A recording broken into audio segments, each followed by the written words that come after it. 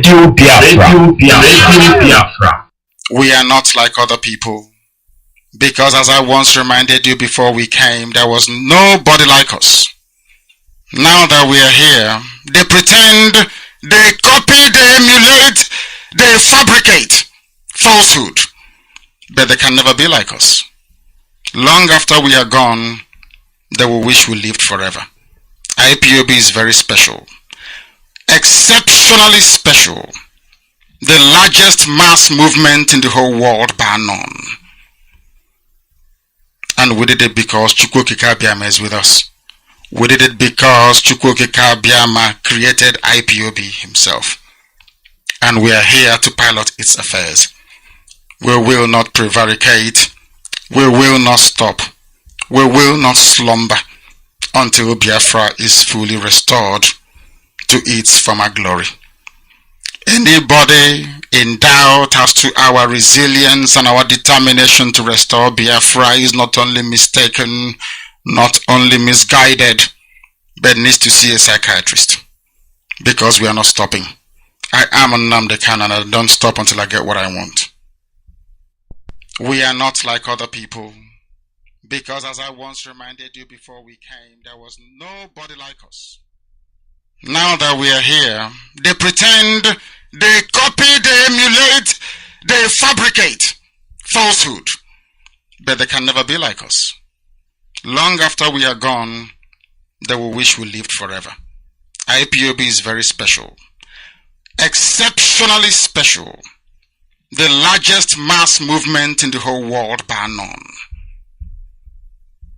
And we did it because Chukwokika Biama is with us.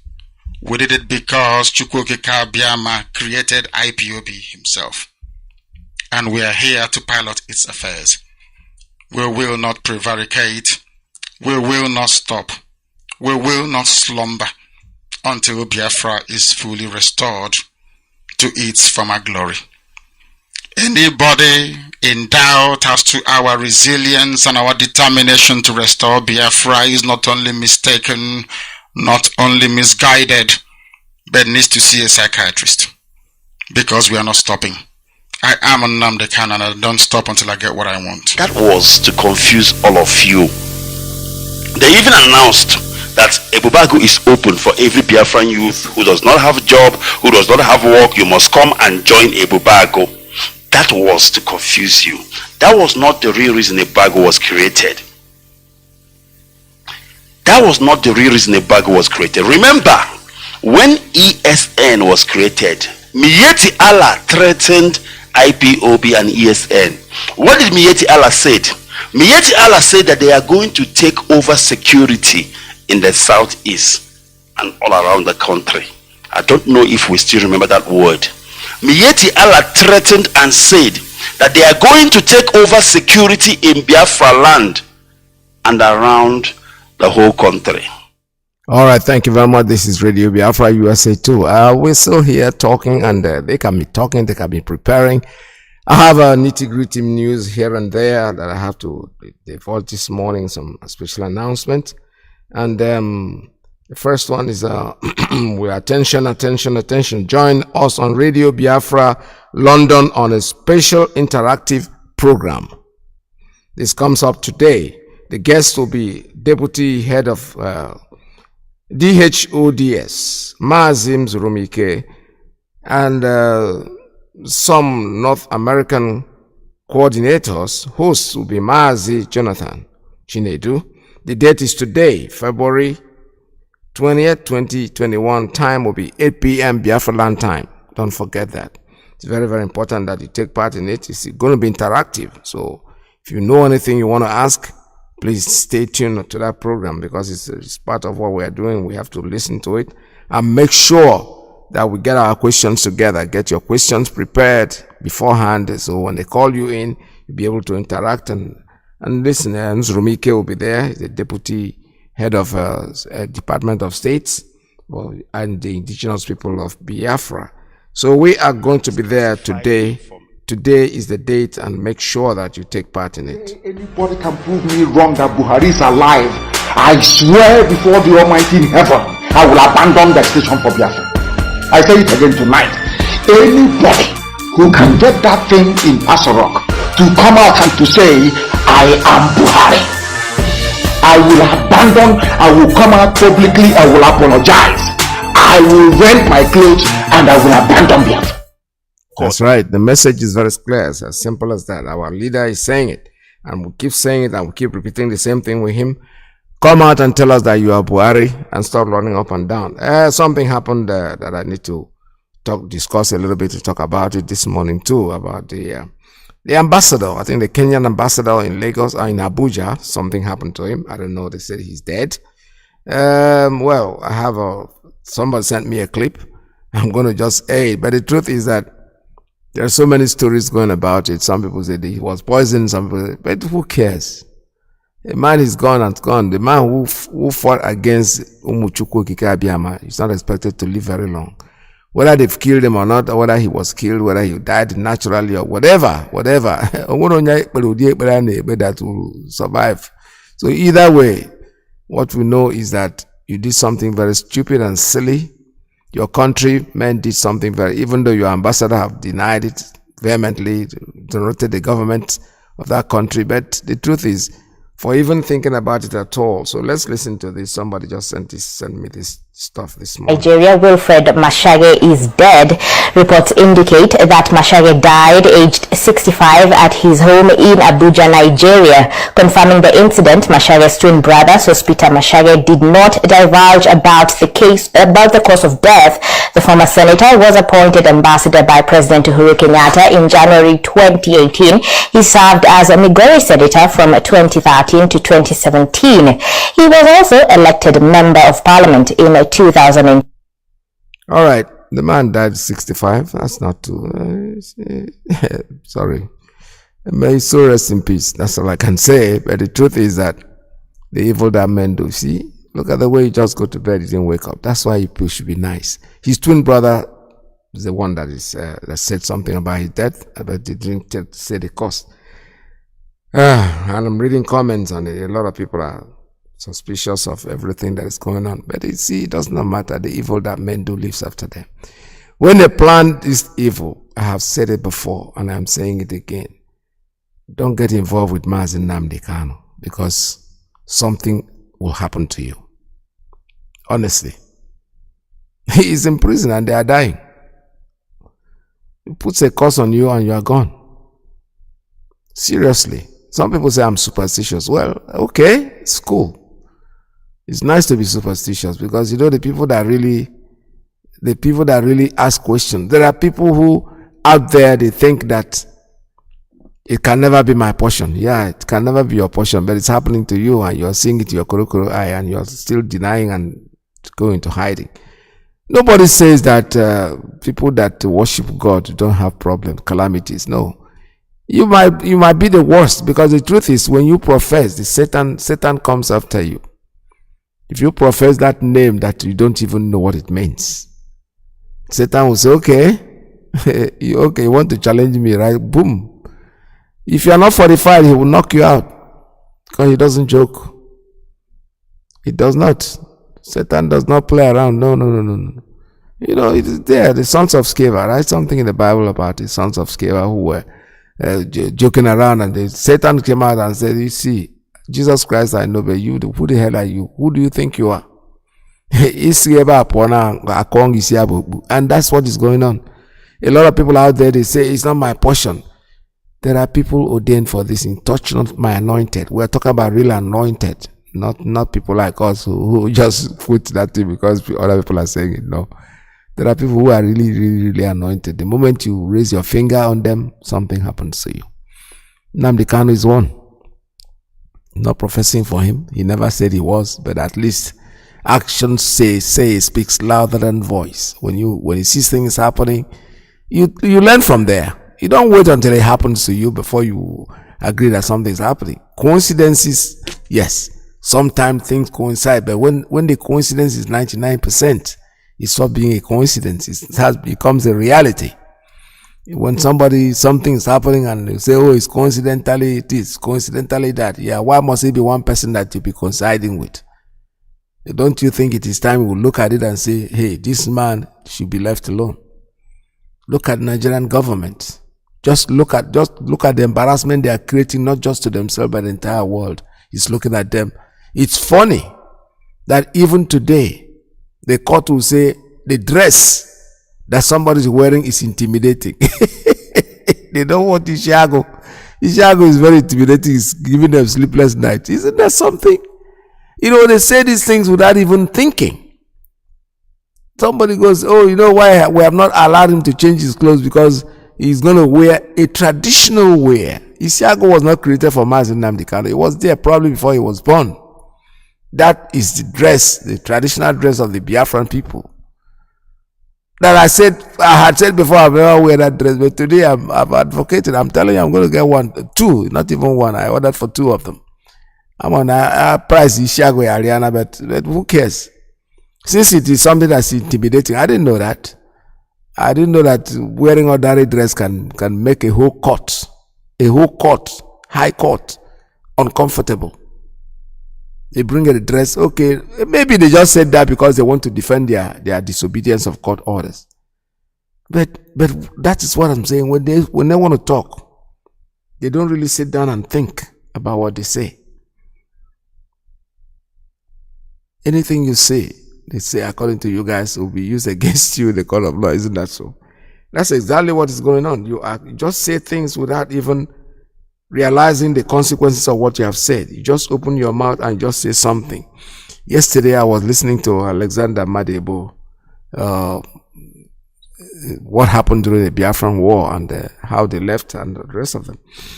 It was very interesting that he's alive today to tell the story. Somebody I met him during the war. One of our big bosses comes to talks to us and then disappears. We don't see him again. I think I met him just once in the entire 3 years of the war. He came and spoke to the troops in the brigade where I was, and we listened to him. He was good looking young man and still looking good today anyway, because I was watching him and I heard everything that he said. He was a very trusted soldier, very, very renowned soldier. He's trusted. He said how he escaped. Let me see if let me add this a little bit, because I listened to it on my own yesterday and I was very impressed with him. We never dreamt that Nigeria will attack Biafra. We never.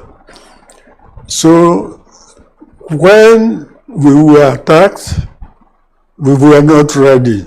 If we had known we were going to be attacked, we wouldn't have bothered to go to that extent. Afambo, Major General Alex Badiebo, Omuwa Commande Amende Biafra. Area Bidonas, July 1967. By September, Ememu Commander, that's Owanabo, Kanu Lara, Mbudi Commander. Biafra in 1967, I'm probably the oldest living Biafran official. I mean official. I was about third in the hierarchy. Ojukwu, Etiong, then myself. I know that the aim of Biafra then was to find a way of protecting the Igbos. There was a lot of killing, and thousands, if not millions of Igbos were in the east, some without hands or legs or head even. And those in the army knew that the only way to save what was left was to form a sort of force, not necessarily independence. You have to have an army for even looking after Biafra itself, not going to war. Anọ n'iru ọgụ ebe egbe izizi gba na June or July of 67, anọ na Gakem. Anọkwa m ewe gba almost the last na 1970 as commander. Ebukata ndị Igbo. Mụnwa bụ a colonel that time, and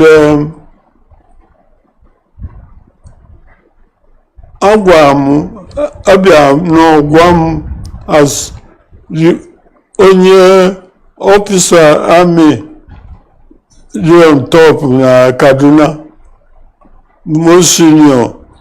Abịa onye ugwu bịa gwa m sị na a ga-egbu ndị Igbo.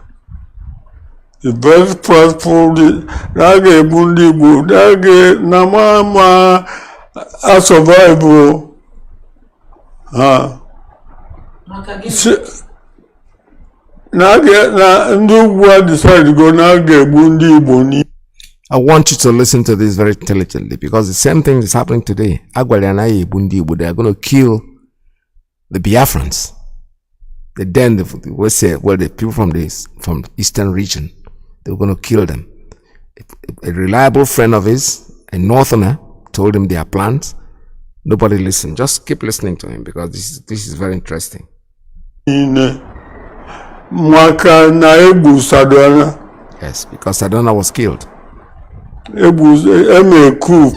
First crew. So Mwa bam aeroplane Jago Ironsi. Yes. Kabu Bidaya Jago Ironsi Sina Nekwipaku Nage Bundibu. Now he took a flight to go speak to Agu Ironsi, the commander of the army at the time. Did he believe him? No. The normal Igbo man. No, you won't believe it. Today it's happening. And it's going to happen. History does not fail to repeat itself. I want you all to please pay attention to this man. Very, very, very great. Because I am trying to put together what happened. I was there at the time, a young person, a very little boy, but I was in the army. And this story that he's telling, for me, I was already in high school, about towards the end of my high school days. So I was aware. Fortunately or unfortunately, most of these people, like Juku himself, his cousin is married to my elder sister. So it was a family thing. They discussed. I wasn't supposed to be in their discussion, but at least I eavesdrop and I hear what they say. So I am very much aware. The dress, in fact, the dress that was used to declare Biafra was sewn on my sister's salon. My sister wasn't the one that made it, but somebody was a very prominent teller. I don't want to talk about him. Was the one that designed, well, not designed it, but cut it to shape, because it was too big or something like that. So he added something to it. So I'll tell you how close I was with these people. So this story that he's telling is a true story from the mouth of the man who was there at the time. Listen to him. I would just declare independence. Bwaje bridge jeba, bwaje nke wakode, declare that facts. This is true. Now, when they say Biafra was declared by Ojukwu, he is now saying, I went to Agu Ironsi. What the man told me was they're going to start with us, kill the Westerners, then break the bridges. The bridge that Makot, there's a bridge in Makot, there's Niger Bridge and things like that. They're going to break those bridges so that they will declare their own independence. Because I remember Araba. There was Araba. There was something called Araba at the time. And when they decided that they want to go, secession for them, they had a language. They have a language for secession in their language. They wanted to go on their own. But did our people listen? No. I don't know. That's why I said Nnamdi Kanu is very correct. Because I remember in his atonement, when he started this whole thing, he said, I've gone to atonement, God has forgiven us. Because at that time, we had opportunities to stay on our own, but our people will not listen. This man took an aircraft traveled to go and warn the commander of the army, who was then a Biafran. He would not listen. Goes. I don't see about that time when you see police, army. I mean, Ugwu Hausa, onye ndị niile onye yana nọ n'ọfịs Brigadier Johnson ọgwụgwọ Osimugwa fukwa efe kwuru kpọọ ndị ugwu nọ ndị mụnwa accused agwa m onye nzuzo. I said I won't be intimidated. Ekwu melon yes. And in the end, he also didn't believe. A long story. He died. But immediately, also no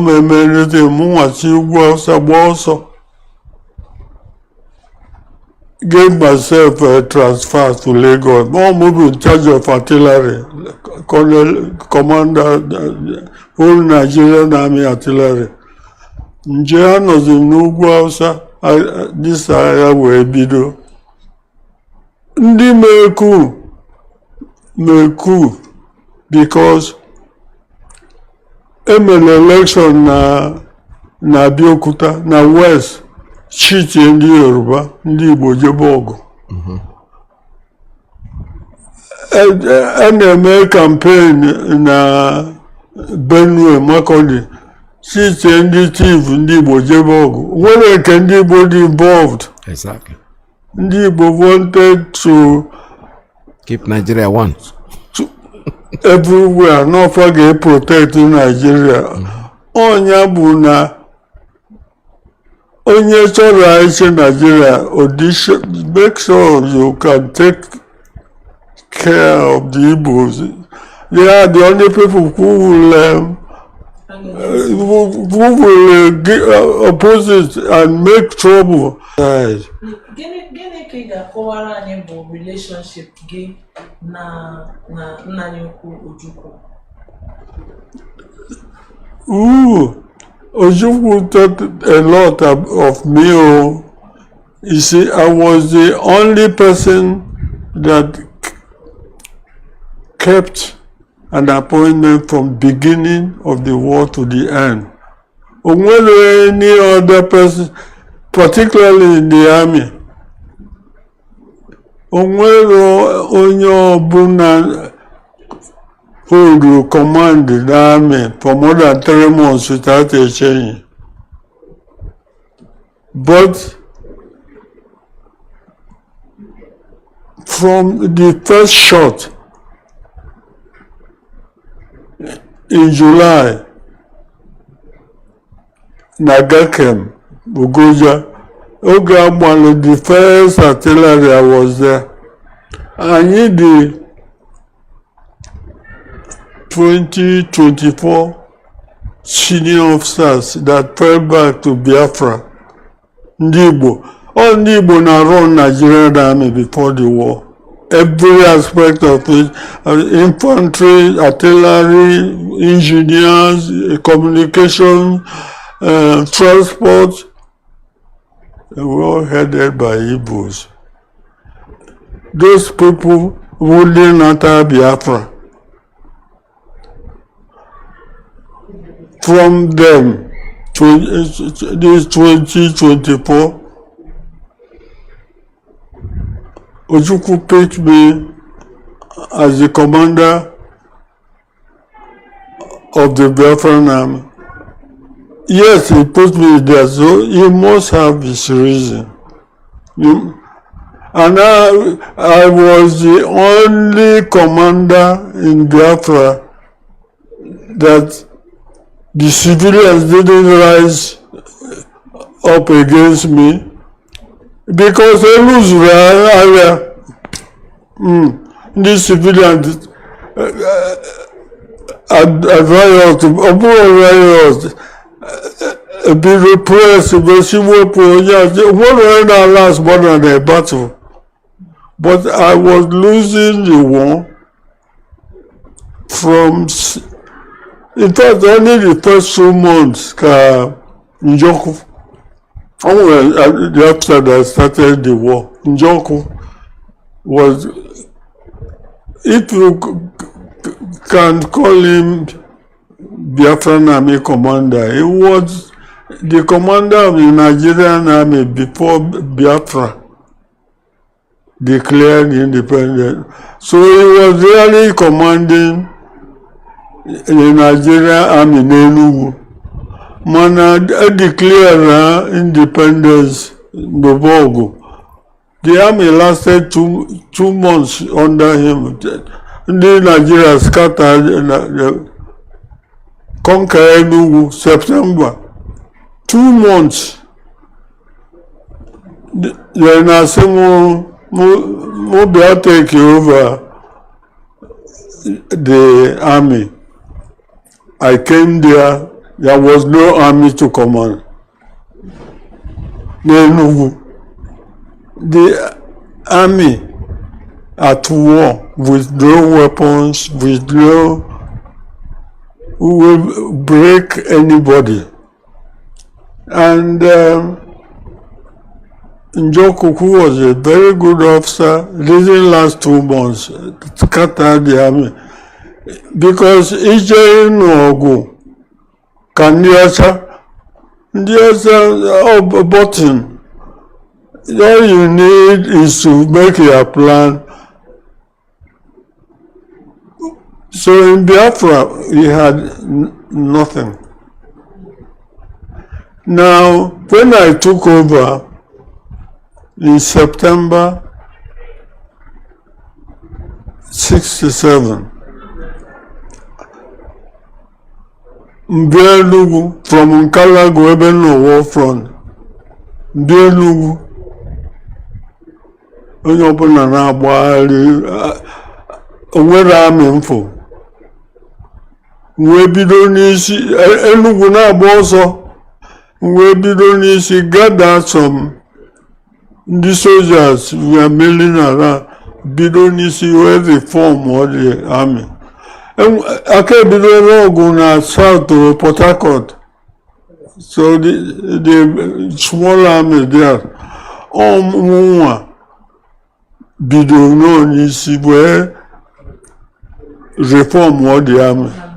And when photographs, reform all the army, and luckily, the Nigeria abanyere Enugu, relax. I remember the looting, and put on a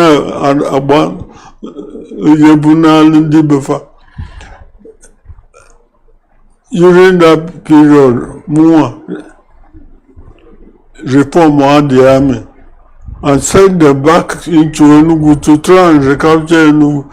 From that time, the reform army and the sort of leadership they wanted. When the army Nokata had said, hey, no man knows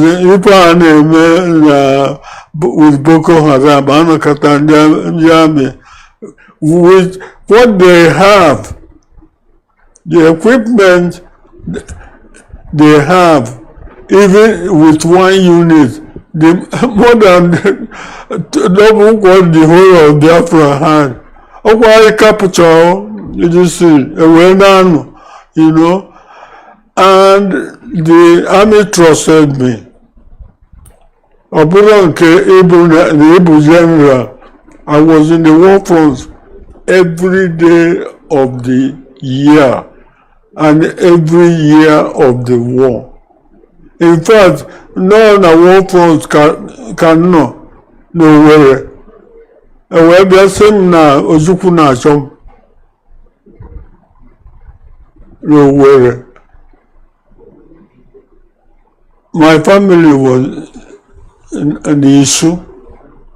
I didn't know about family.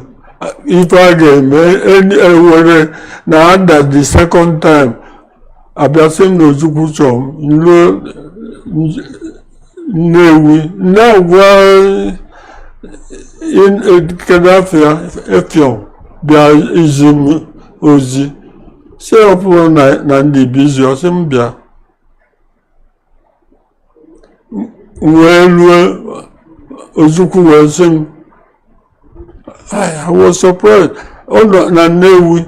I know the first time on affair for almost a year. We were corresponding every day. Or some quadrille apple.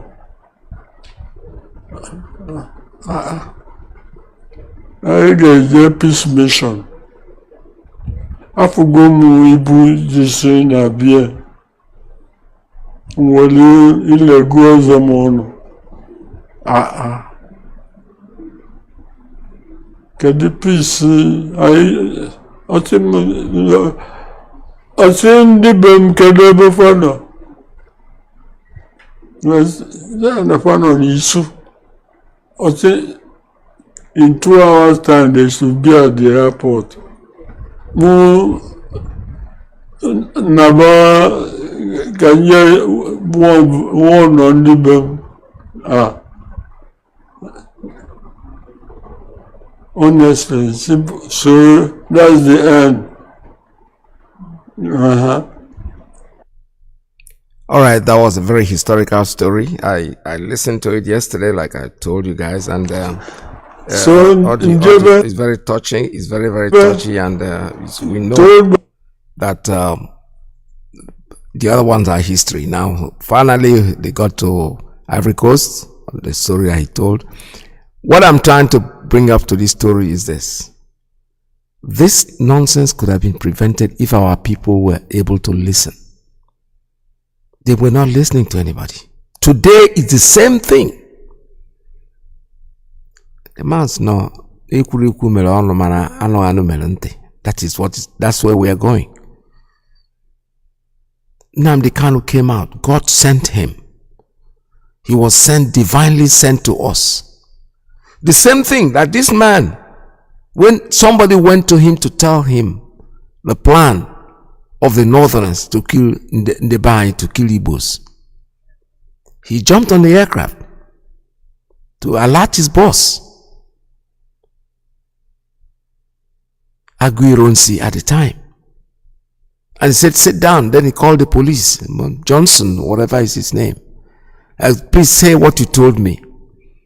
Now, what he told him was the story that somebody who confided in him, somebody he loved, somebody who loved him, to tell him this story. Now he wants you just made it public. Oh yeah, just tell us the story. He had to reveal what he was told. How did he end up? Ironsi died. They killed him. I was still at all this is happening. I was out of high school in Enugu. I remember Ojukwu insisting that they have to tell him where Ironsi was.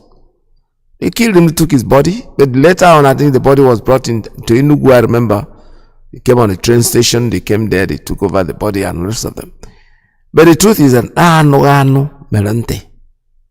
That is the warning for our people today. History is trying to repeat itself.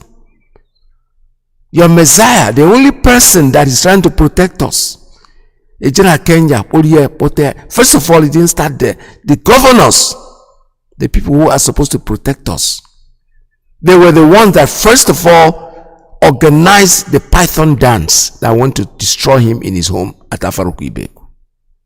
Our own people, the likes of Ojo Sokalu running around up and down. They think we're going to forget these things? No. We're not going to forget them. Most of us who are older, maybe will not be here, it doesn't matter, but these children will. We are saying what we are saying for them to know where their problems are coming from. To know that this didn't start today. The same thing. When I was your age, this is what I'm hearing. Much even younger than. The same people, they are coming around in different, things don't really change. They only change their shape, the way it's happening.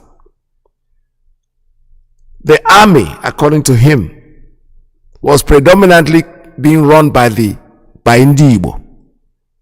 Because most of the infantrymen don't even speak English. They don't even know. Like we used to call them gudo at the time. When you see them, they are tall, huge people. But the people controlling, the people in charge, the people that were commanders, the people that were signaling and everything, and they were our people. So they took look at the man. Somebody came up, somebody who loved him came and said, this is the plan that we have. We're going to kill you people. We're going to go to the west and kill the Yorubas. And then at the end, we'll break the bridges and then we'll take our own country. So what is wrong with what they wanted to do? What you could have done is prevent yourself, break those bridges and take Biafra. Let them go there and organize themselves. Take them unaware. No, you didn't do that. You were busy finding out who told him. Say what you have just said. But eventually he became a victim. The Aguiyi himself became a victim of Nnamdi.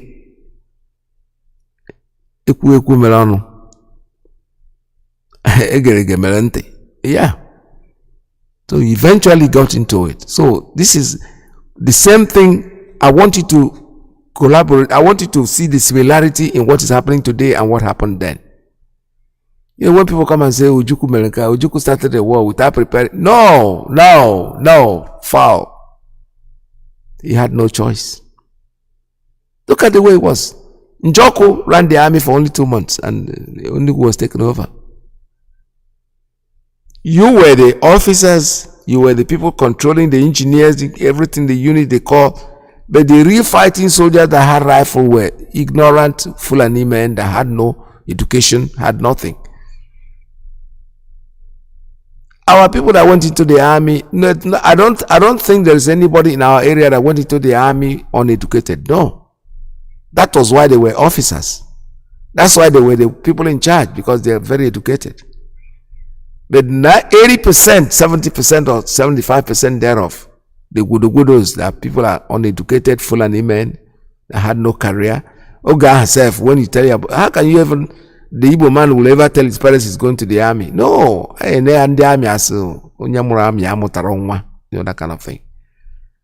So at least West African school certificate, most of our people had it. They go in there as officers, cadets, officers, young officers, the likes of Chukwumanzogu at Fajun and the rest of them.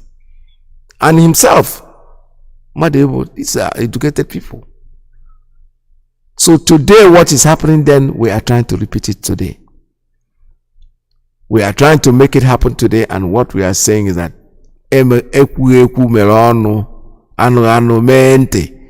all of you, the so-called some of them are even threatening today that if they don't give them presidency in 2023, they are going to leave Nigeria. We don't care whether you leave or you don't leave. You are not even with us anyway.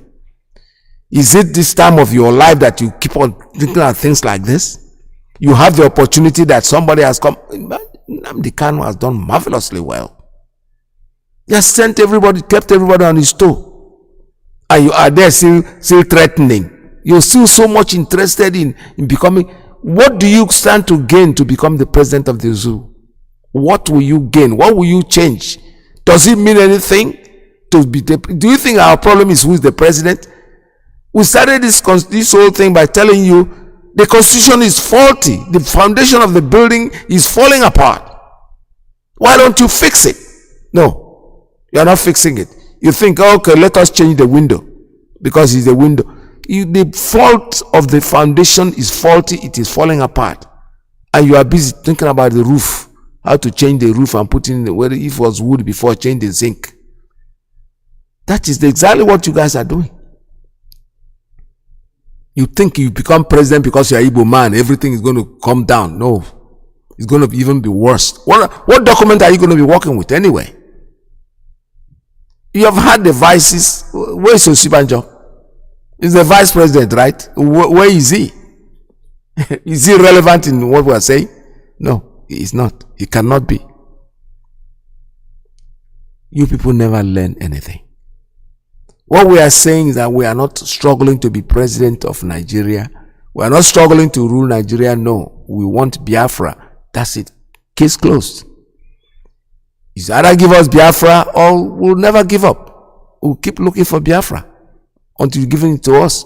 Generations will pass, generations will come, generations will keep passing, and generations will keep coming. There's no way you are going to change anything unless you just go down there and allow the people to decide on their fate for the first time. You sit down there, the British man is in his country drinking his tea. He came to Africa, he messed you up, and then he goes back to his home to drink his tea. That midget that they call representative of the British government is running around Biafra land. I have never heard when ambassadors will have to leave the embassy to go out to the interior villages. Can't you people see? Can't you people reason for once? The man Buhari died in London. The Queen has already sat down and written the condolence, and today the Queen has just disappeared. He's not talking about it anymore. And you people are there fooling yourself, deceiving yourself, lying to yourself. I don't blame the British. They are trying to think of their stomach. What they are going to eat is more important to them. They don't give a shit about you. They don't care about you. For them, it's only recently they stopped calling you monkeys. That's what they used to think of. We are not humans. We are monkeys. We are animals. And they keep doing what they are doing. The world has civilized. The world has moved on. In this century, things have scientifically developed to a point that people know that, yes, the color of your skin doesn't mean anything. But that thing that thing that they have in their brain is you that's giving them the power. When you can allow a midget who is supposed to be ambassador to be running around your country, your villages, people are being killed every day because of that woman. How does she do it? We don't have airports in Bayelsa. I mean, okay, we do have. We don't have airports in certain places that she goes to, so she has to go by road. Somebody can knock this woman off her head. Let her stay in the embassy. The embassy is where she belongs. Well, they didn't bring her to our country to come and run the country. No. She is supposed to be a representative of her own country. And there are borders, there are boundaries where she's supposed to go and where she's not supposed to go. You are busy looking for 2023 to become president. President of what? What are you going to do as president? With what document are you going to be working? You're going to live in the same house that the foundation is faulty, that will fall on you. You think that by changing the window, maybe changing and putting an Igbo man there or putting a Yoruba man is going to change anything. No, nothing is going to change because the foundation is faulty. It has to be excavated from the floor and then started all over. So listening to Alex Madebo is something that I need most of us will sit down and think. You will see the coloration of the same thing that happened at that time is happening today. It is happening. The same. Those days were the days of the army. They had gone. They have their superiors. They go. They tell them something as if it's the same thing. Emmanuel Bosu, the pastor, is a Yoruba man who came up with the Fulanization thing and started talking about it. A lot of people in the church, it can never happen here today. It can never happen in this place. It can never happen in this place. It's happening in your eyes. Nigerians, we just talk. That is why you need to repeat the same thing over and over and over and over to sink it into their brain, because we forget very easily. The likes of Fela was saying the same thing. Who paid attention to him? They branded him. They called him names. Igbo smoker. He's marrying too many wives. He said, as if those things are important. Take the message and forget the messenger. Somebody comes to give you a message, don't kill him. Listen to what he's saying, because it's something that will save you. This is exactly what happened during the war, or the first war. Alexander Madebo, they nearly killed him. His driver was, according to I listened to the story to the end. His driver was a northerner. So that could have been easy meat. They dropped him, said, this is where I'm going to stay, drop me. As soon as the driver left, he took off. He knew Kaduna, the area, very well. He was there for 9 years, so he knows his nook and corners and everything. And that night that they dropped him, they stormed the house. They came to look for him to kill him. Because you know what? Chukwu Kika Abiyama was his guide. It's like Mazi Nnamdi Kanu. Look at the way they are treating him. A messenger of the divine. They can't do anything to him. They can't not do anything to him. When they went to Afaruku Ibeku to destroy him, our people were there. The governors are there. We have people in the house who are senators, for God's sake.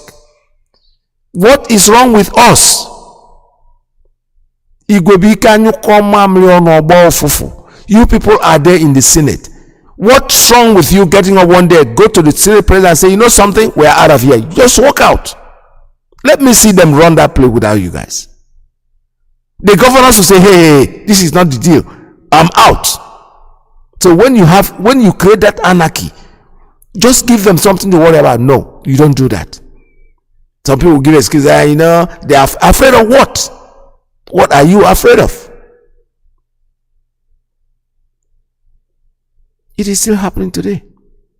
Every group will divide. You have Organization Igbo original. You have Organization Igbo Apex. You have Organization Igbo whatever. But in the end, what do you people achieve? Nothing. You want to talk, Imago, we don't like the way he is doing it. What way is he doing it? Nnamdi Kanu is a lot younger than most of you guys. So you are older, you could have done it before he even came up. If you did what you're supposed to do, you would have been on Nnamdi Kanu. Definitely. But God will punish all of you. Including myself. That's why I'm doing what I'm doing. I said, God, at least I have played my part. It's so funny because most of the people that are doing this, these elders, so-called elders, most of them were there in the first Biafra war. That's what I don't understand.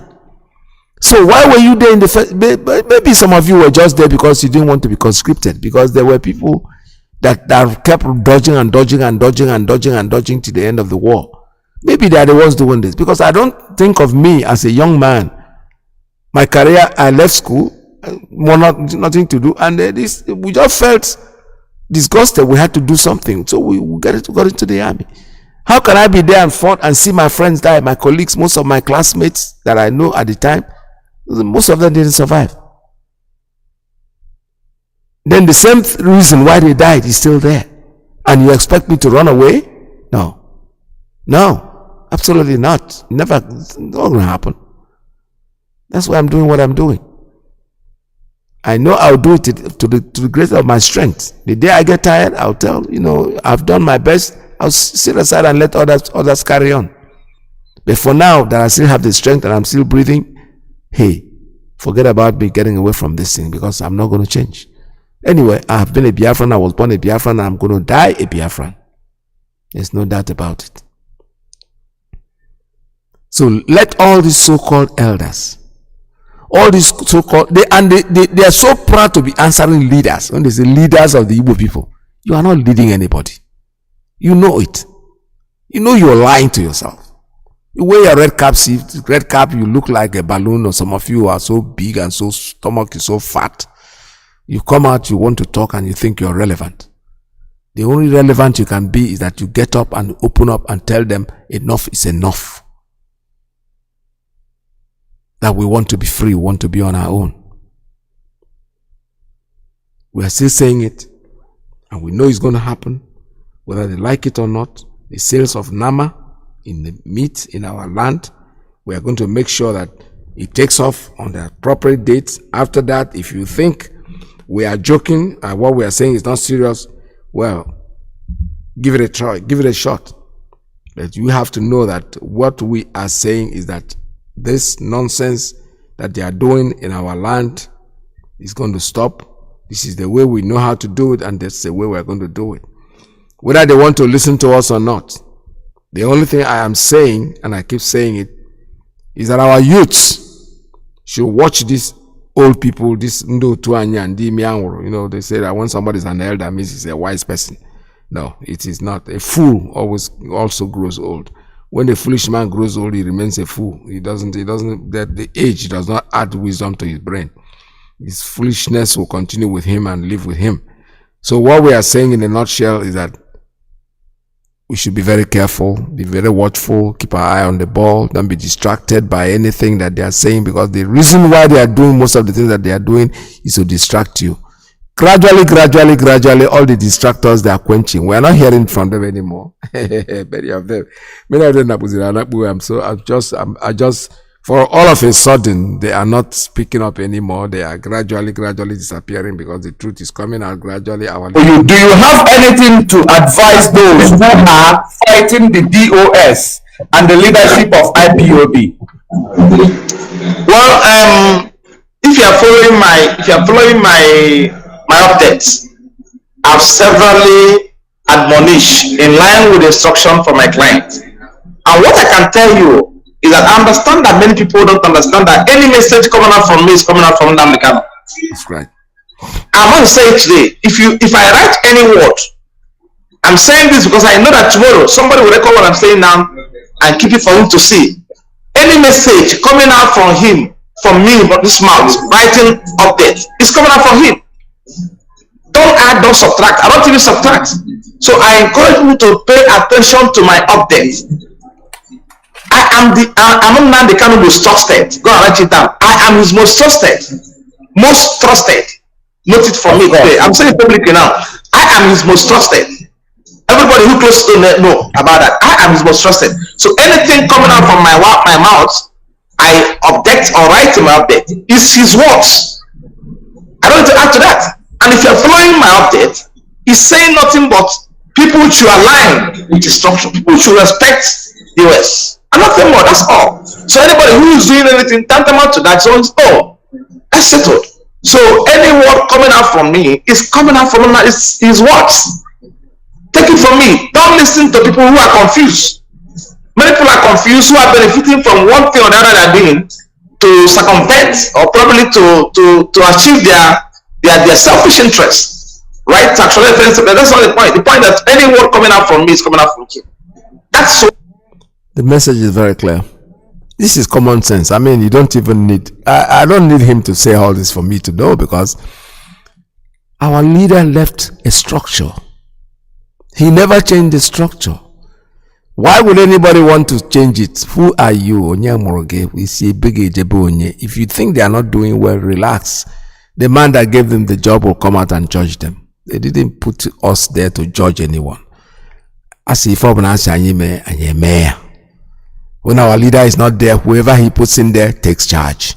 It's as simple as that. Unless he did otherwise before he went in. He did not do that, and we was never aware of him changing anything. So gradually, like I said, since after this talk, a lot of them have gone in. They know those people that are trying to behave as if they don't like this or they don't like. No, they're selfish. They're thinking about themselves. And you know, one interesting thing about them is that when they come, we see them in their colors. It doesn't matter how would I say it? It doesn't matter how camouflaged they wear, how chameleonic they look. We know them. When they start talking, we know them. We are waiting for them. We always wait and know that maybe they will not land today, but tomorrow they are going to land. Because they have a direction. They have a reason why they are coming. They are not coming because they love Mazi Nnamdi Kanu. They are coming to become part of the thing that we are doing. You know, and when Mazi started, he did not go out there and start with packing in all the politicians, the pot-belly people, the so-called people that think that they are very important in society. Because that's the foolishness of some people. They think they are very relevant. So when Mazi kind of ignored each and every one of them and was doing what he was doing with his small and a clip somewhere. Because the masses are the people. The people are the masses. And when they started listening to him and he's talking to them, what he is saying is something that is affecting them directly. And then the so-called NDC will think they wait at the back of their happy. Yeah, he will go in. He didn't go in. He continued doing what he's doing. Now, those of you now who think that you are so important, you are not becoming irrelevant. And the only way you can become relevant is that you try to fix yourself into what we are doing.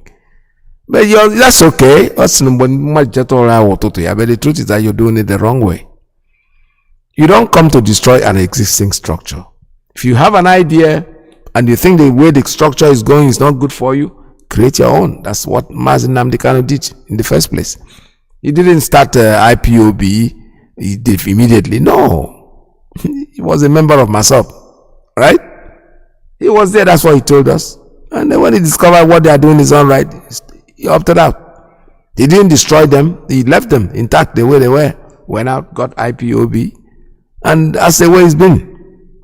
Then you and I, who are listening to him and feel that he has something that he's doing that we need to be part of, what do? We join him. And we join him, so don't think anybody out there will come out and open his mouth and want me to leave what I'm doing. No. Create your own. When you create it and you resonate to me, maybe I will join you. But for now, none of you are saying anything because you're not even relevant. The only way you think you are relevant is by mentioning the name IPOB or calling the name Mazi Nnamdi Kanu. If you don't do those things, nobody who cares about you. You're nobody. You're just fooling yourself. You don't have to do anything, but nobody said you should. You can go home, keep quiet, and watch events as they unfold. But when you want to come in and take part in what we are doing, you have to know exactly what you're doing. This is Radio Biafra USA 2.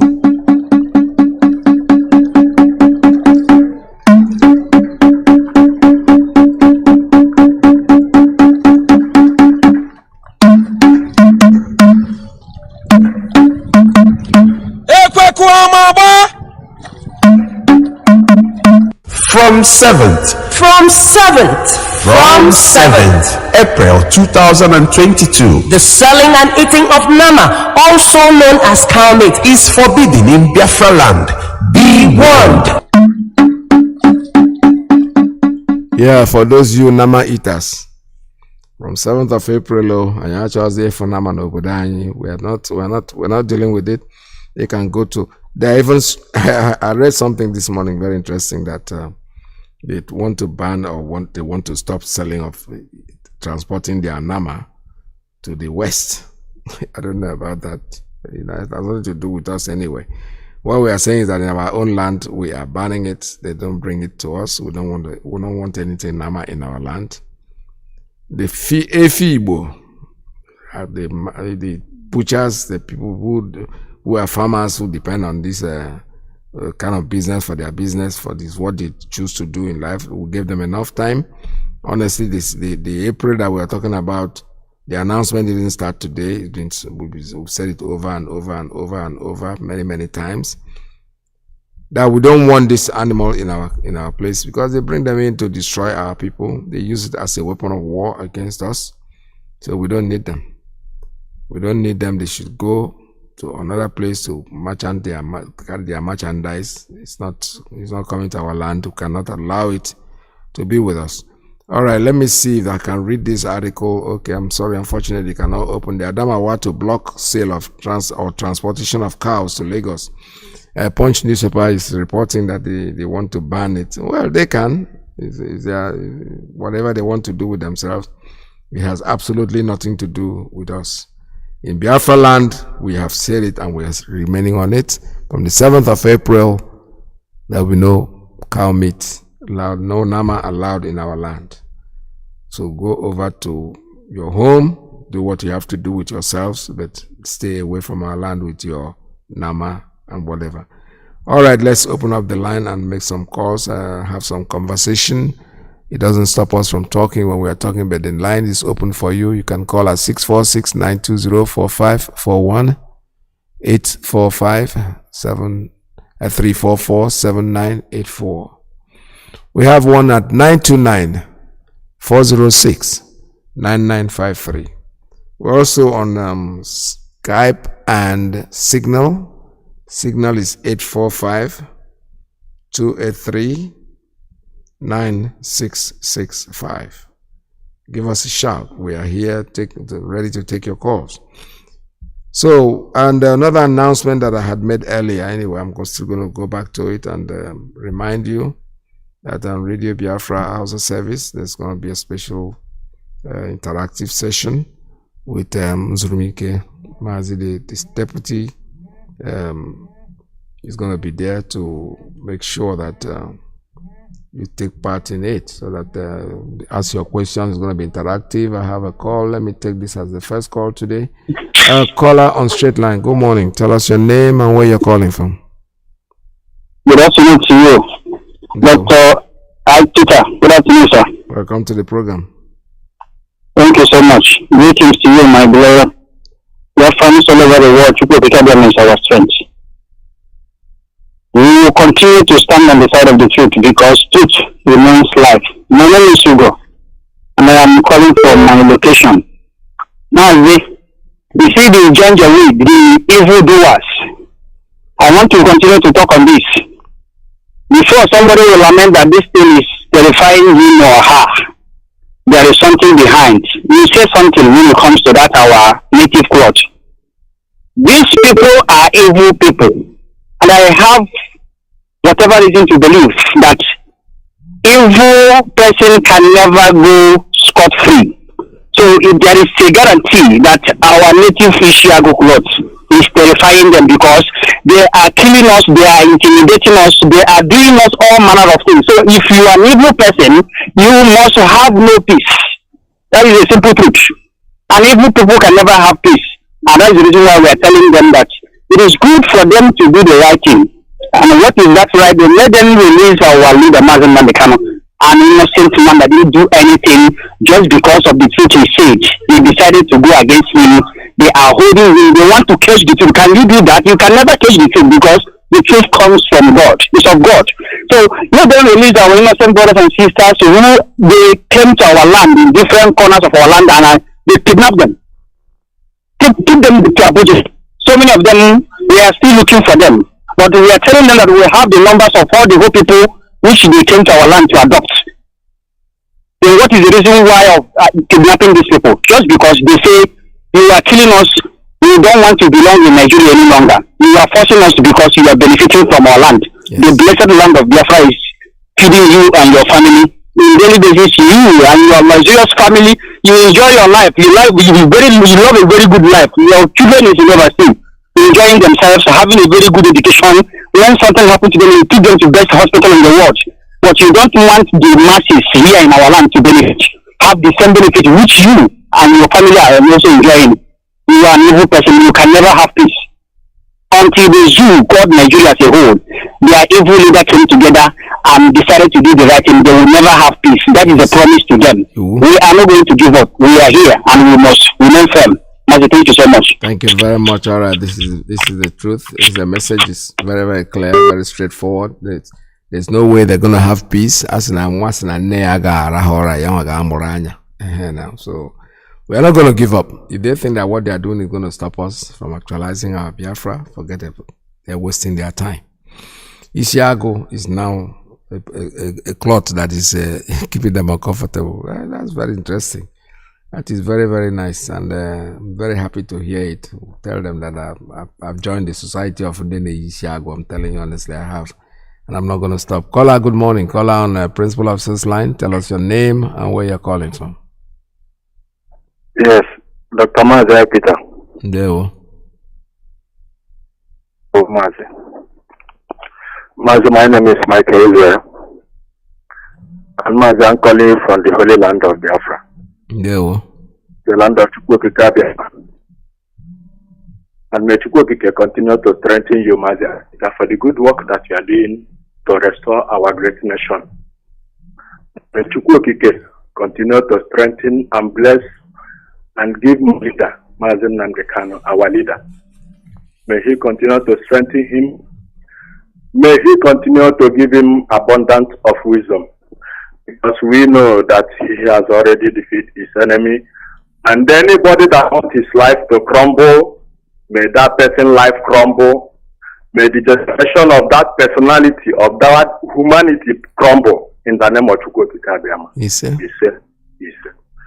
Dr. Mazi IYKE, may Chukwuokike strengthen you once more, because this work that you are doing, it is not an easy task. It's the hardest work on this very earth, which our leader has said. And that is how it is. And Mazi, before I drop this call, because Nnamdi was saying, Mana Karadoto, Onyarato, Nukwa, Ipayarato. Yes. Man, you see Katrina Lang, you see that woman, we like call her a woman, but that thing, she's a demon. She's a blood-sucking demon. And Mazi, in my own terrorist index, you see Katrina Lang, she is the deadliest terrorist, number one deadly terrorist I have ever seen in this life. You see that Katrina Lang? Because why? This woman, she is the one masterminding the killing, the massacre of innocent people. Just because of the gas and oil, just because of what Chukwuka use and bless us. This woman, she is the deadliest terrorist in the world. That is Katrina Lang. And before I drop, our leader has been, telling Nigerians, the indigenous people, the Oduduwas, the Igbos, the Arewas, all the whole people that made up that so-called contraption called Niger. Our leader has been shouting it that Buhari is dead. And everybody knew that Buhari is dead. Mazi, can you imagine? Our leader has been shouting this. A president or a leader, the so-called leader that Nigerians, they call, so many people, these theologians, so many of them, they still think that idiot there is still alive, but they don't know that the idiot died since 2017. And what is happening? Our leader said it, and that is how it is. Every 6 months, they will bring recorded speech of that idiot. And the 200 million cows, minus come out to remove IPOB, but other people, other indigenous tribes in Nigeria, they are 200 million cows. They are there. Every 6 months, they will come out. They will make recorded speech and they will bring it out. They will speak to Buhari. They will be there. What are they doing? Their Buhari is only talking on paper, only on newspaper. Mazi, this one, this thing baffles me all the time. But can these theologians, Mazi, like as our leader said before I drop, Mazi, this thing is punishment, honestly. Yeah. It's punishment from Elohim. Yep. But IPOB will win this fight. Mazi, bless you. Good. Thank you much. Thank you very much. Thank you so much. Like our leader have said it, and that is the truth. I believe that this is punishment from the divine. It's not straight. Because how can you sit down there and be fooled like this and nobody is being able to say anything? And the thing is dragging and dragging and dragging. Something that is so simple as ABC, they're taking it forever because somebody is afraid, either is afraid to talk or somebody's. But calamities will keep befalling them, everybody. Honestly, anybody that goes, thinks that, like I said this morning, the news about the Kenyan ambassador or whatever in Abuja dying in his sleep. He just went to bed. He didn't wake up. 65 years old. It's okay. We don't know. Somebody are saying foul play, and I don't believe that because but probably died out of what he did or part he played in the extradition of our leader. I have a call on a WhatsApp. Let me take this one. Call on WhatsApp. Tell us your name and where you're calling from. Good morning from here. Mazi, good morning. Welcome to the program. Yeah, my name is Sifani. I'm calling from my location. Mazi, I thank you this morning for making it possible for us to see another new day. Yeah. Another Sunday in February. May the name of Chukwu Kikabiama be exalted. Mazi, what I wanted to say this morning is about the clip you played. Though I joined late. That clip you played, I don't know the voice of the man, the old man that was telling the history. Yeah, Alexander Madebo, that's his name. Alexander Madebo. Yes. Okay. From what he said, all he said about Biafra, about Nigeria, about that country, contraction called Nigeria. That man, our people, we are not good in history. We don't listen to history. We don't read history in our school right now. But what happened before, like you said, the history is about to repeat itself. Yeah. But thank God for our leader, Mazi Kanu, who came up. One thing I want to drop, or what I heard from you now, is that our people don't come together. Yes. All these senators or all these politicians we have in our land, none of them, even if they don't come together to resign, listen, men, I'm out of here. If you don't give us what we want, I'm going. Let them resign individually. None of them has done it. None of them has done it. And they're there. Tell me how you be fighting for freedom, and your people are there enjoying themselves. I mean, these are politicians. All of them, from A to Z. None of them is a human being. They are all evil. Devil incarnate. That is what they are.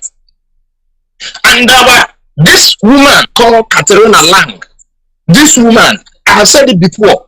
That's right. Those people that left Nigeria to Kenya to go and kidnap our leader, it is this very man that issued them visa to Kenya.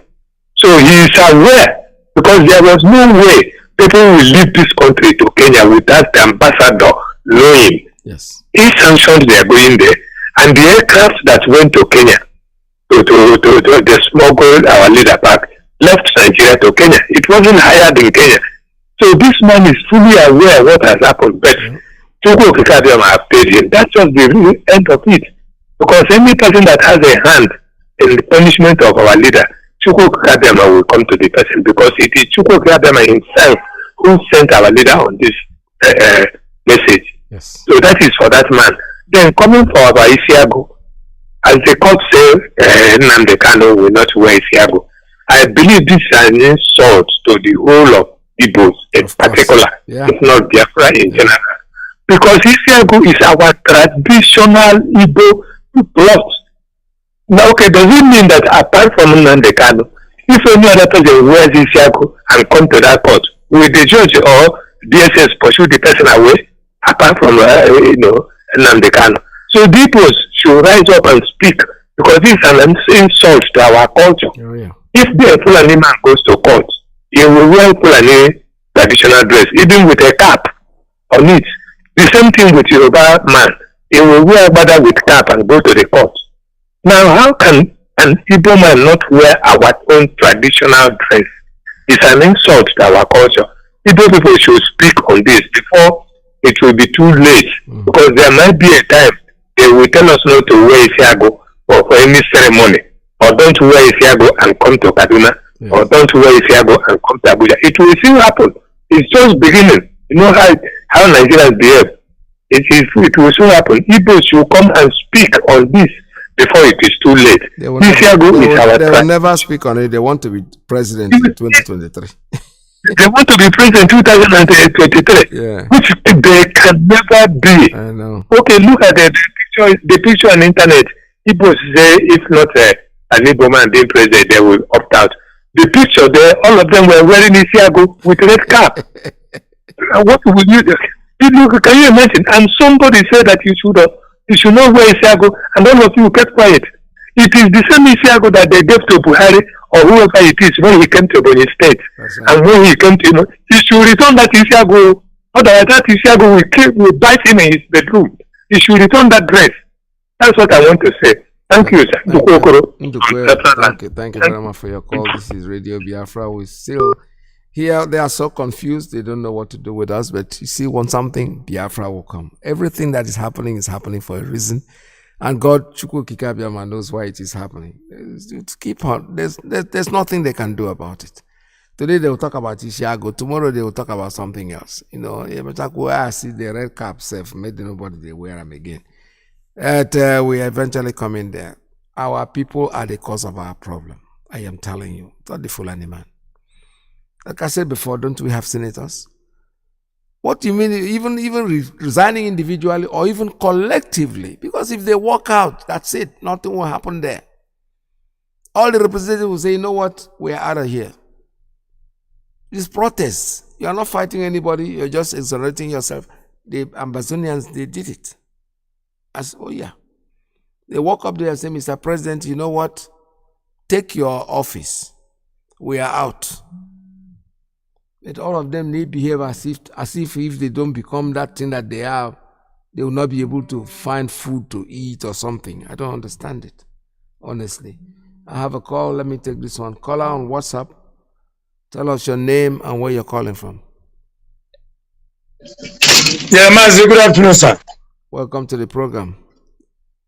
Happy Sunday, Mazi PETERS. Same to you. My name is Paul, calling from Gabon, Mazi. This afternoon I have been listening to your analysis. You are making us proud because what is happening is that the Biafrans must rise up.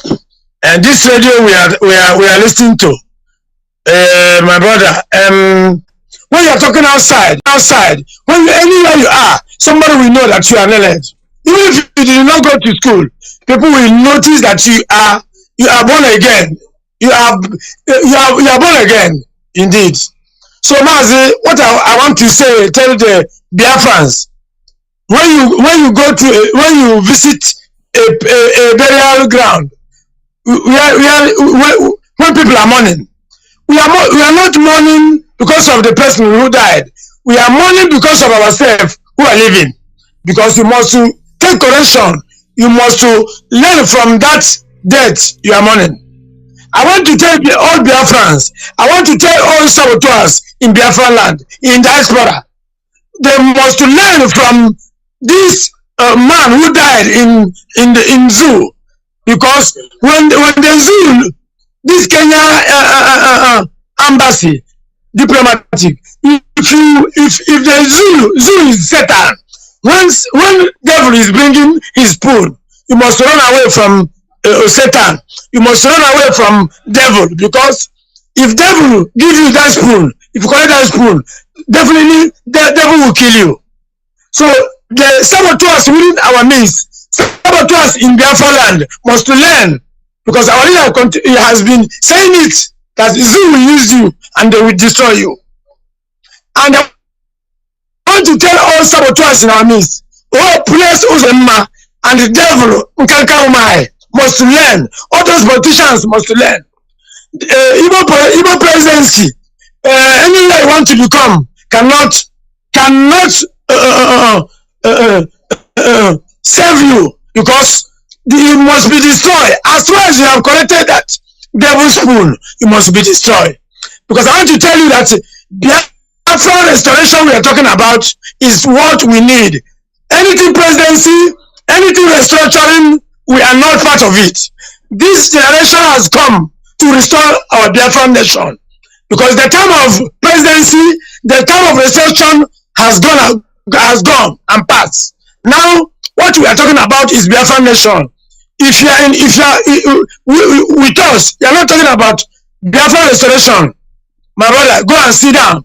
And I want to tell all IPOB around the world, because if you are a member of IPOB, you are not listening to Radio Biafra. You are going on social media, listen to the gossip, listen to nonsense in social media. My brother, you are not part of IPOB. Any IPOB member must have Radio Biafra at home, must listen to what that we are saying in Radio Biafra.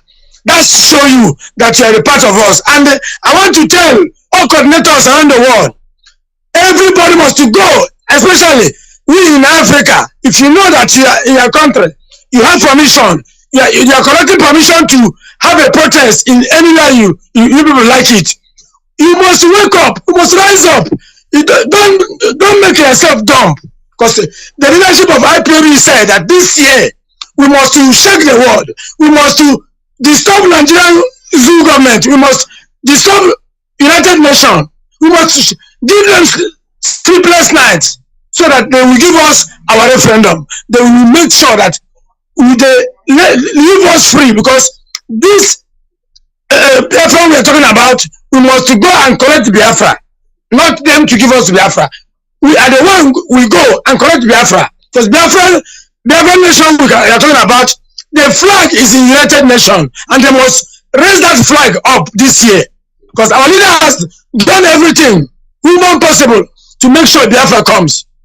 I want to tell you, the damage of our people is more than the damage of Fulani, and we must, any saboteurs in our midst, in diaspora, in Biafran nation, we must destroy all of them, and we must do that.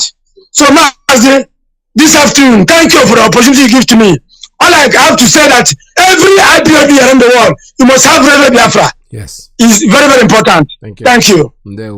Thank you very much. All right, this is Radio Biafra. I'll take a very short recess and I'll be right back with you. Stay tuned, don't go away. Radio Biafra,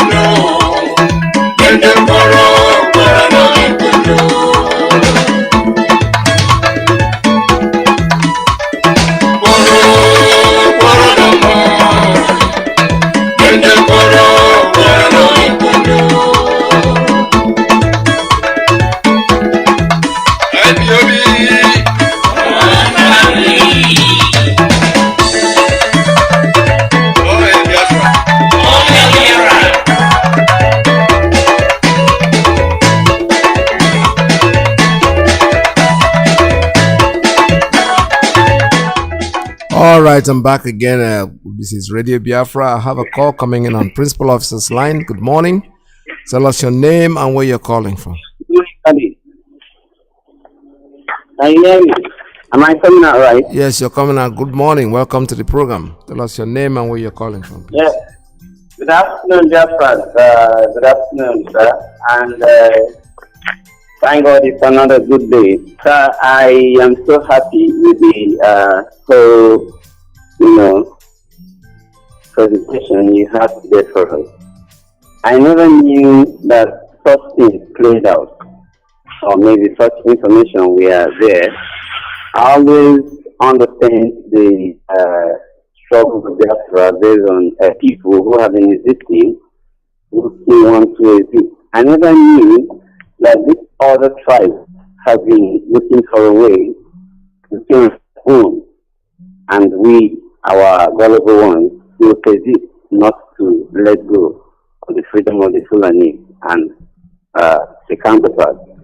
So I stand to ask for apologies on behalf of my own people who really understand what is playing out, because I think it is good people realize that from that issue that those people want to stay on their own. They insisted because of our Boniganism and too much of I know it all. And it has led us this far beyond. So I stand to say to the Fulani, please forgive us. But at the same time, we are not begging because we know we are going. We are not like those generations who betrayed our revered Ojuku, our father. We cannot be like them. And also, I want to ask questions, sir. Our uncle, whom you said, Rapture is making one during the period of the war.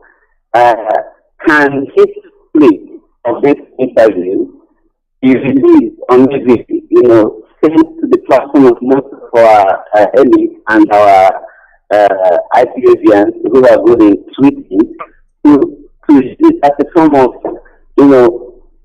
creating another conscience in the heart of those who have been arguing us, making it look as if we have never had any rightful position to a place from Nigeria.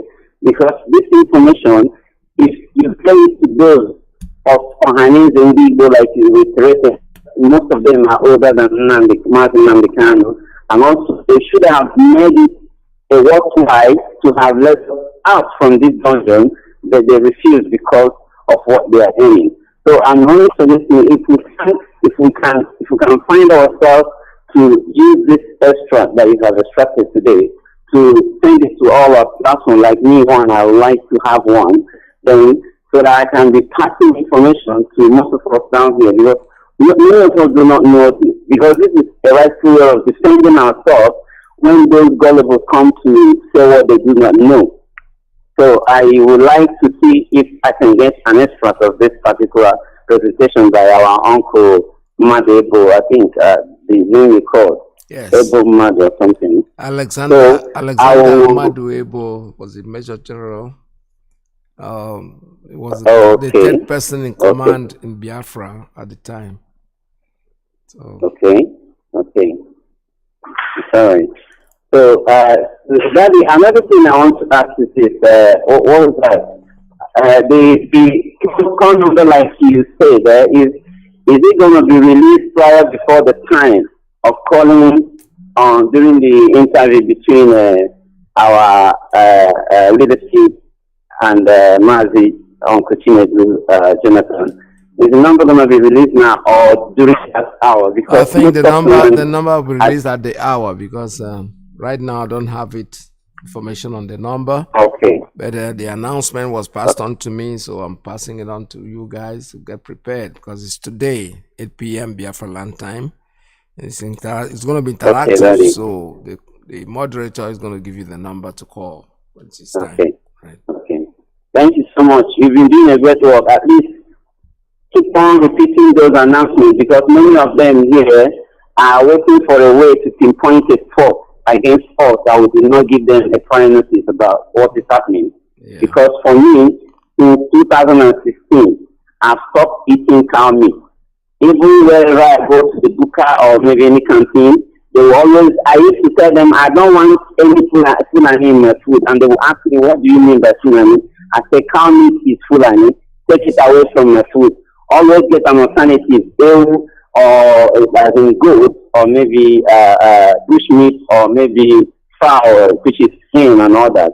So I don't need to be told that these people are coming in to take our land from us. Yes. So thank you, Daddy, for your good work. Thank you, God bless you all. Thank you very much. All right, this is Radio Biafra. I have another one coming in on WhatsApp. Call on WhatsApp. Good morning. Tell us your name and where you're calling from. Yes, Peters, good afternoon and happy Sunday to you, my brother. Thank you so much for what you have been doing for Biafrans entirely. Mazi, we appreciate it so much. Thank you. Mazi, you touch many things today. Okay, first of all, my name is Mazi Madabucha. I'm calling from my location.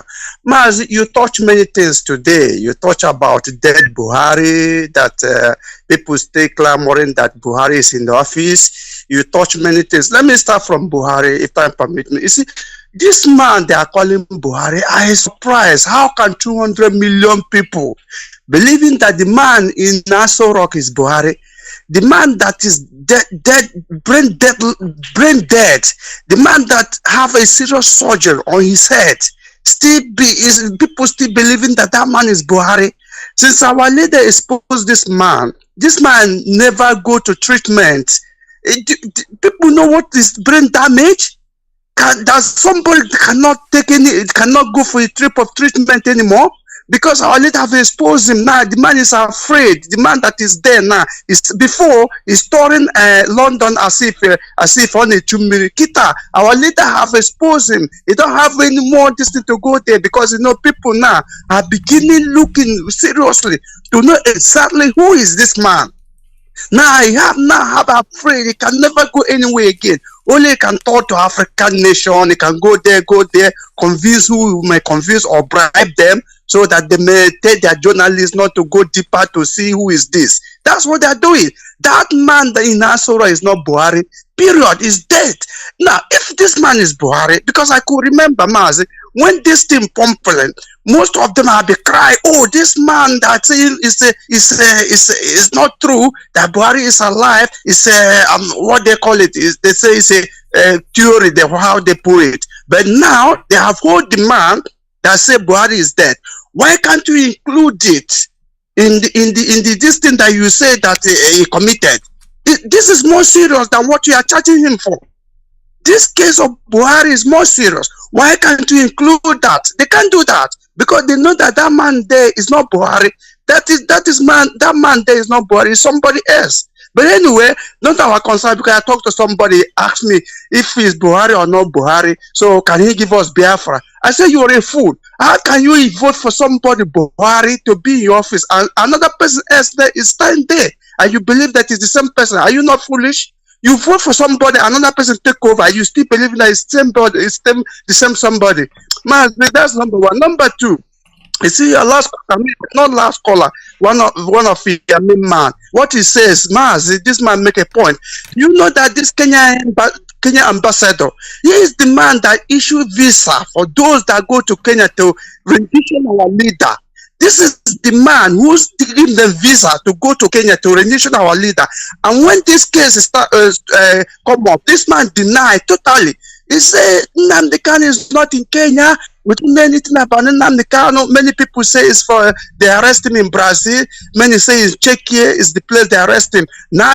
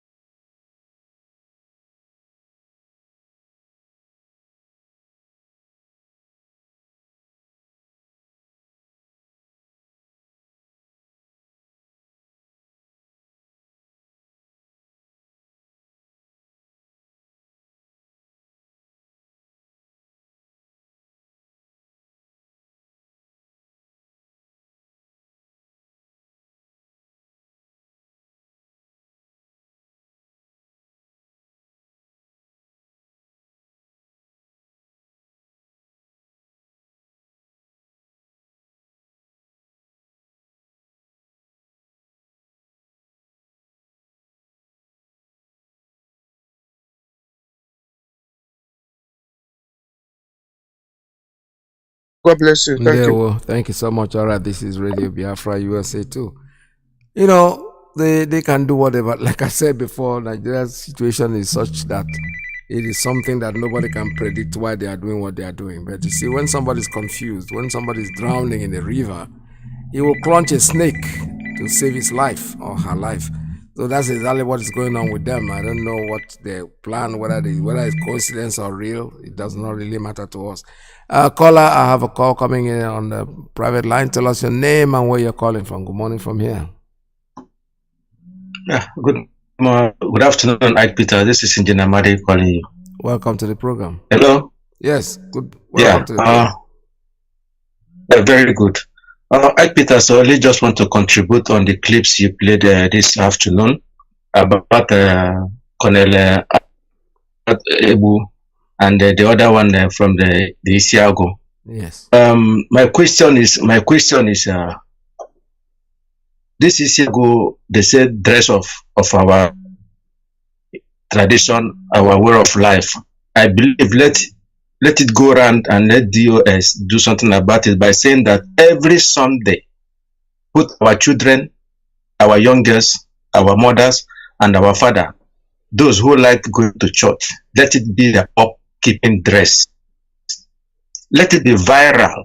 Because if these people can say that we cannot put on Isiago in Nigeria, before you know it, it will become, you know how Nigeria goes.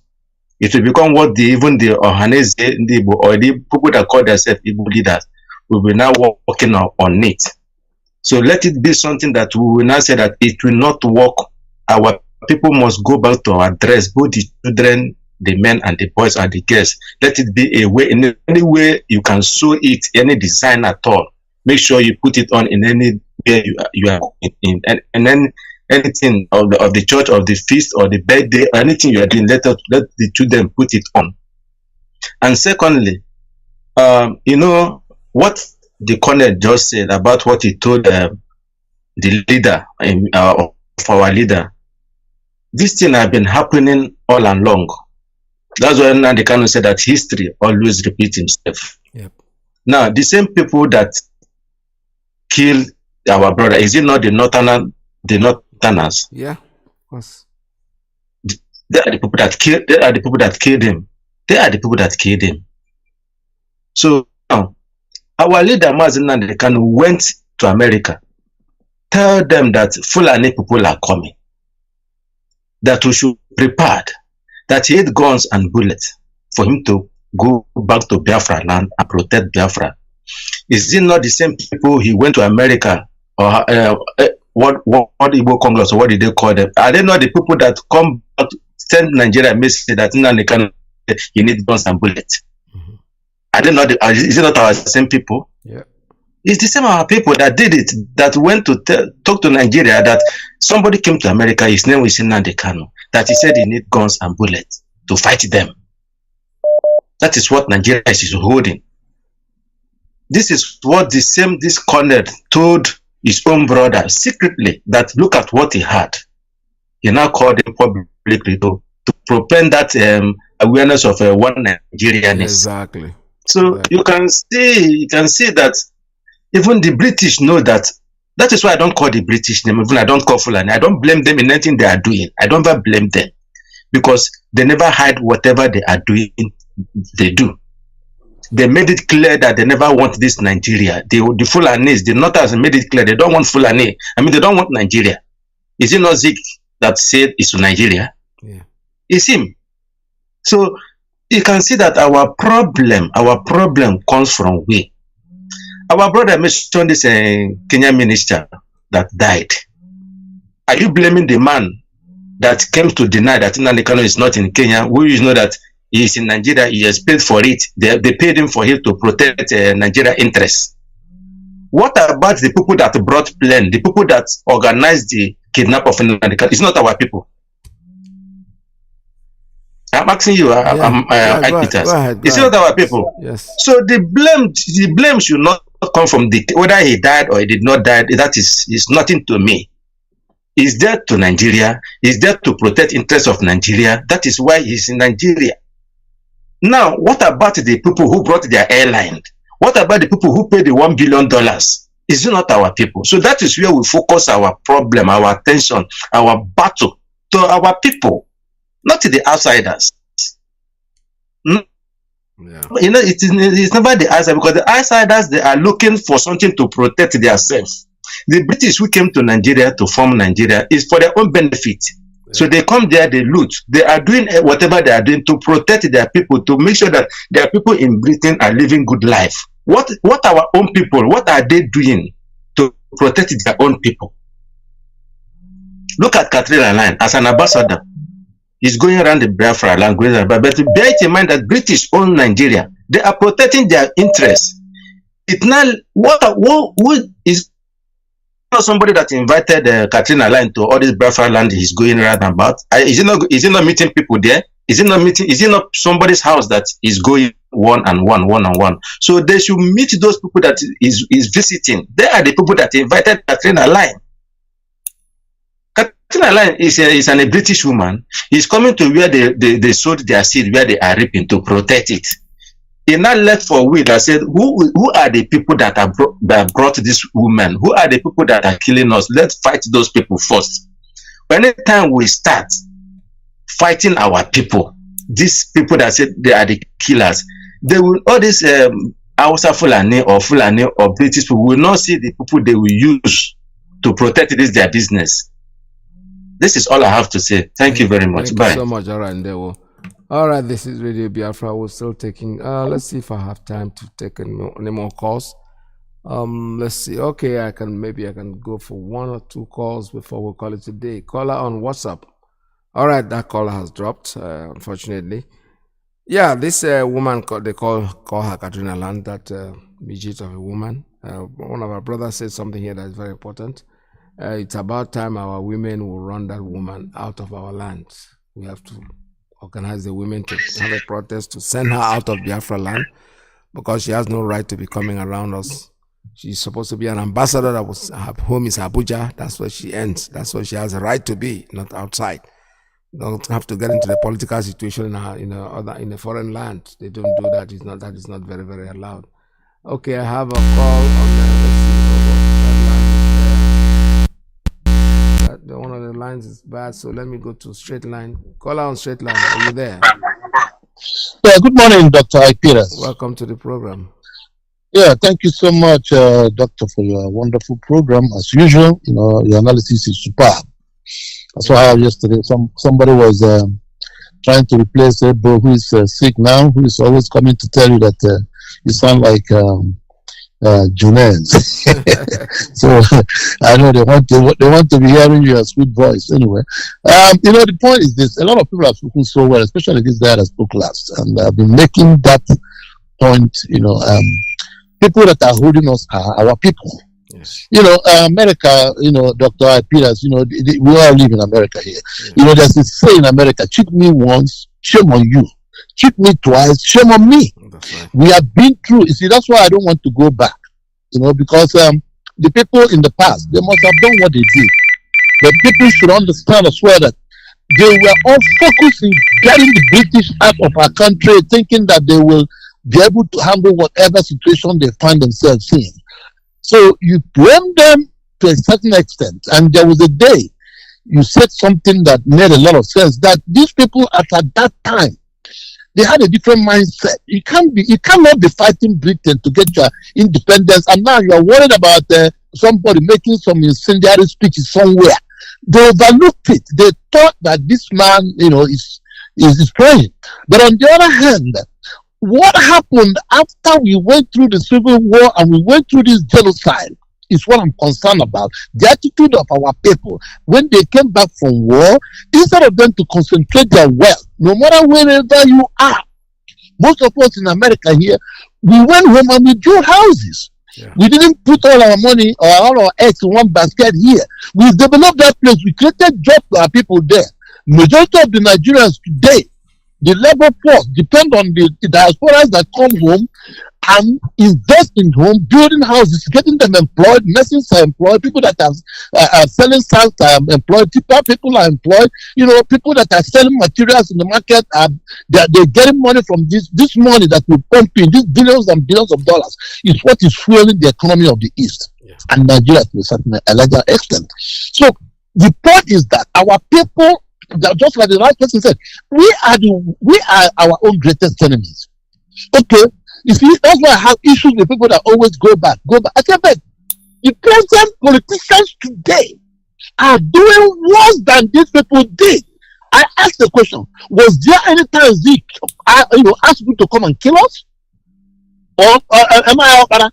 These people are, they do so many good things, like libraries, and in fact, the development we had in the East were viewed by this old politician we are condemning today. What are the present politicians doing? Look at, there's no way you can compare this present day politicians, even with Mbakwe, who also played part in the Second Republic. Is there anybody who can compare himself with Mbakwe of Imo State, what he did in Imo State? You don't have them. And we are continuing, while we are looking back, something is happening to us. We were there when this was the name of a guy. They picked him from number 4. I keep telling people, wouldn't it be better for us to have fought this man at that time and take to the street and refuse to work with him than what is going on in Imo State today? Yes, right. You see, because as anytime, whether you like it or not, you don't want to fight, just like we're fighting now. Some people say, let them fight, let them go get Biafra. If you start to fight tomorrow, the battle is going to be much hotter and you're going to fight it. Mm-hmm. So it's better for you to fight these people right now than later. We are looking backwards when the present thing that is happening today has never happened in our land, in Igbo land. Coming to the man in the Kenya, even if he gave a visa to these people to go travel to Kenya, did you tell them to go and kidnap Mazi Nnamdi Kanu? Never told them that. I don't think they need our permission. I don't even think that a lot of people knew what happened in Kenya. Nigeria is a rogue nation. They went there, African countries, security is nothing. They went there with a private jet and they took off. They got him and they took off. Even if they planned it, they planned with very few people in the government. That's right. It's not a total. Exactly. So my brother, the point is that people should understand. Our problem is our present day politicians have been saying it until we tell these people. Until we tell them, I said it the other day, if we have to bring down the economy of the East, so that everybody will come down to that level of penury, and then know that they have to wake up now and solve this problem that is facing us, which is freeing ourselves. Because we can never work with these people. These people have proven that they don't want us. Look at common traditional wear. Just like one person that called early. He said, have you seen any of these politicians say anything about this nonsense they did in court? Have they come out to say, no, this is a no. You cannot tell anybody not to wear his traditional court dress to come to court. If that is the case, then nobody, whether anybody should wear any traditional court this thing to court. We cannot be staying there, and these people are shitting on us, pouring all kinds of invectives on us, and we keep taking them. We cannot do that. Sure. And the leaders of the so-called our leaders are not defending us. They are so deep in the corrupt and the stooge that they can never defend us. These people are our biggest enemy. We mustn't work with them. Whether they want presidency or not, nobody should allow any 2023 presidential election in the Eastern region. That's where it should be. God bless you, my brother. God bless you, Ndewo. Thank you so much. All right. I think finally, let me see if I can. Let me oblige one more person and then I'll call it a day. Caller, good morning. Caller on WhatsApp. Tell us your name and where you're calling from. Please make it very brief if you are there. Caller on WhatsApp, are you there?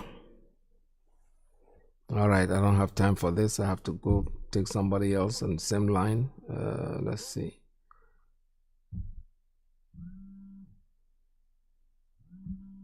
All right, caller on WhatsApp, are you there? Tell us your name and where you're calling from.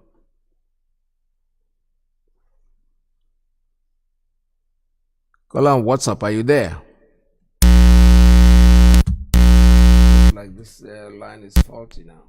I hope I'm coming out clear. Yeah. Go ahead, sir. Tell us your name and where you're calling from. Okay.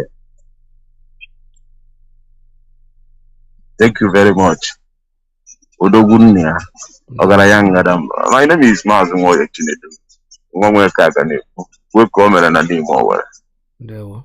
I'm calling from Italy. Okay, welcome to the program. Thank you very much. Thank you very much. Some of our people think IPOB is joking. They don't know that our leader wake the dead people to follow body. I said it last time that Nigeria government and British government, they are regretting why they touch our leader. Yes, they are regretting it because they made what we are doing to come close. Yes, we have structures, and our structures is what we are following. We don't follow any other thing, because if we don't follow our structure, it means that we don't know what we are doing. I thank each and every one of us that are following the structure of IPOB, the indigenous people of Biafra. I still thank each and every one of us. I thank the countries that are supporting what we are doing. We don't come here to look anybody face. No sentiment on what we are doing.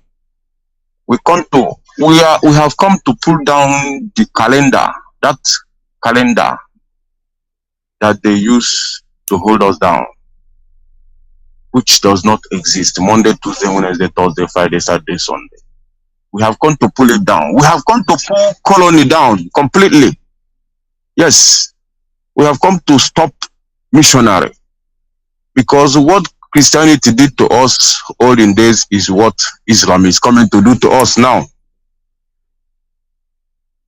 And we stand resolute. I thank our leader. If not our leader, if Anyuba will be there, that his big stomach, They will come and open it and bring our baby inside there. And this one called Obi Kubana, he will be there. They will come and beheaded him, thinking that he is eating with human being. Nonsense. We don't know them. I'm very, very disappointed on those people. You know. Kubana, it should be Michael. Call them. Kanayo, Kanayo. All of them. You Redochie, even Peter Dochie, all of them. I'm very, very disappointed. All the Igwes in our land, they are all criminals. Yes, they are all criminals. Only what they are after is the land. Land in our land. Community land. You know, that is what they are after. But we are coming.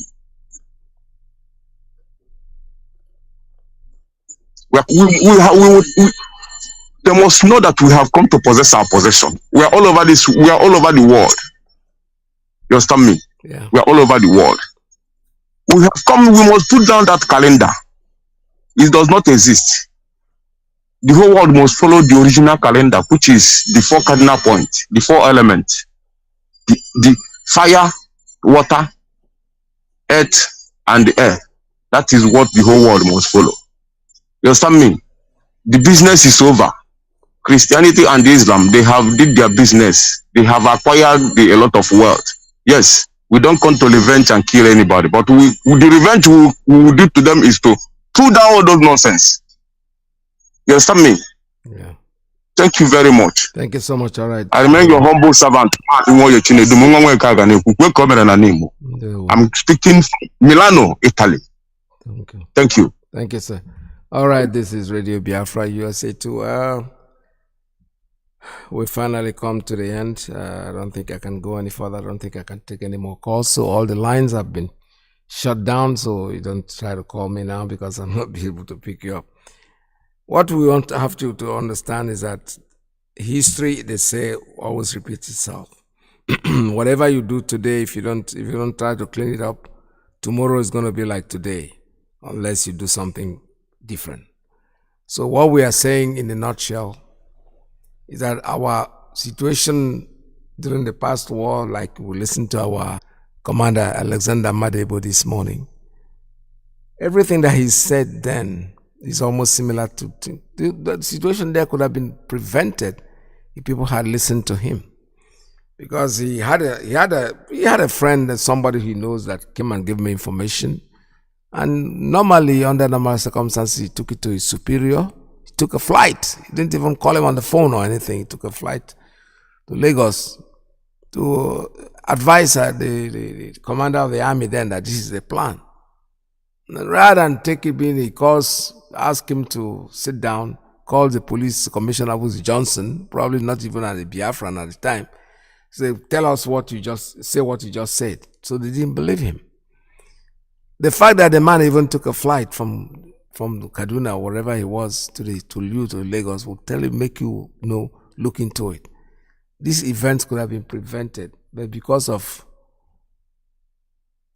people not paying attention, believing in their supernatural. Let me be honest with you. When I was that was even before I joined Biafra Army, before the Biafra issue. Agu Ironsi for us was like a demigod. He had a swagger stick that he uses, and that stick is carved like a crocodile. It's a crocodile kind of thing.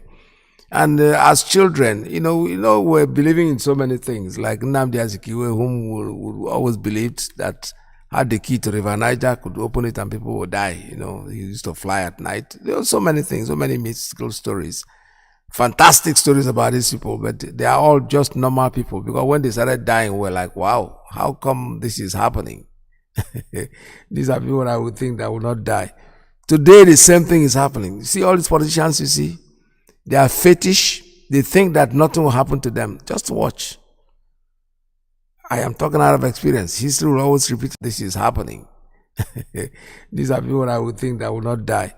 Today, the same thing is happening. You see all these politicians, you see, they are fetish. They think that nothing will happen to them. Just watch.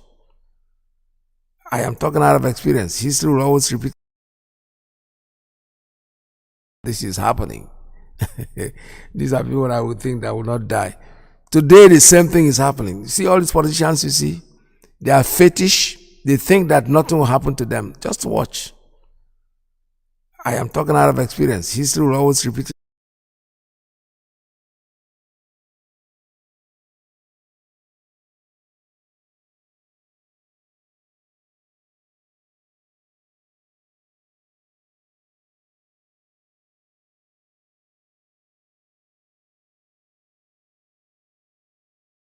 You cannot wear Ishiago. It's a big deal now.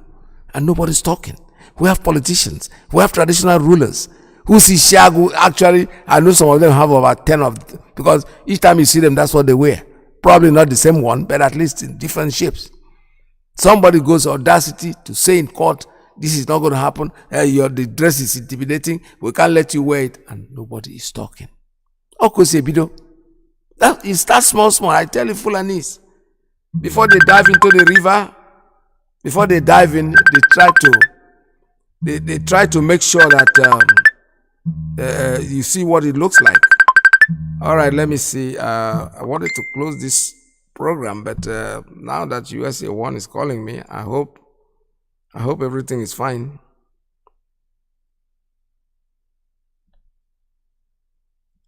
All right, let's see.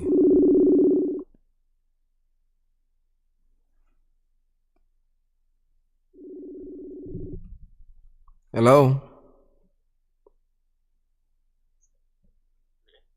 What's up?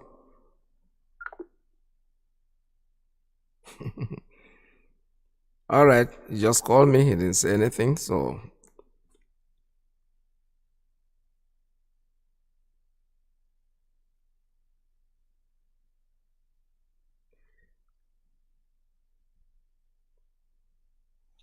All right, maybe, I don't know if he's coming to air or if he's not. Okay, let's go. Maybe he's telling me that it's time to go. Okay, this is Radio Biafra USA 2. We have to go at this time because Mazi IYKE is next. And stay tuned. Make sure that you are with him because he's coming in next. All right, like I was trying to close up, round up before I go. So to remind you that the evil that men do lives after them. If you don't keep quiet, if you're killing the chicken and you don't talk, when the chicken is finished, they will come to you. The same thing that is happening to others will happen to you if you don't speak up. Don't keep quiet and think that you are indestructible, because nobody is indestructible. Everybody will end up in that 6 feet, right? That is waiting for everybody. The only thing that survives this earth is the earth itself. Every other thing goes to the earth for its feeding. Earth is a God that eats his own children. So there's nothing anybody can do to stop what we're doing.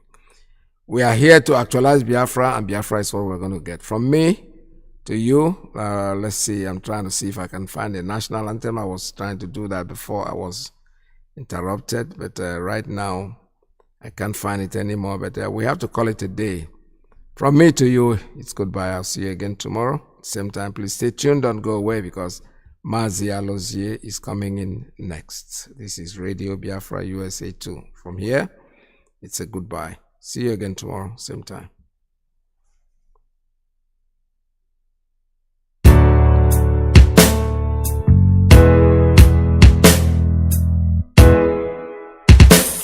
In Biafra